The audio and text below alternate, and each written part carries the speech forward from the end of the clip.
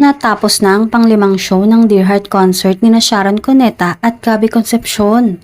At katulad ng inaasahan, mas pinakilig ng dalawa ang kanilang mga audience.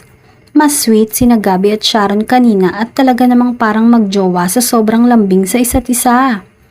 Lagi silang magka-holding hands. Yung tipong nasa likod ni Gabby ang kamay nilang dalawa habang magkahawak. Hindi talaga mapigilan ng mga fan na mas kiligin sa show na yon at mas malalakas na tili ang maririnig.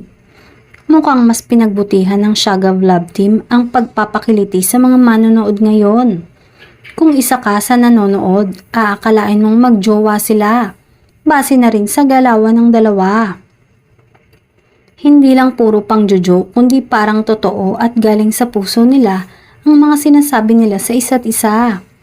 Maraming eksena sa show na hindi kasama sa script ng Shagab, pero mas gumanda ang kinalabasan at mas naaliw ang mga audience nila.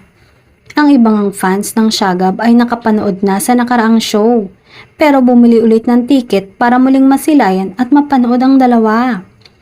Walang kupas talaga ang Shagab Love Team at mas lalo pang nagpapakilig sa netizens.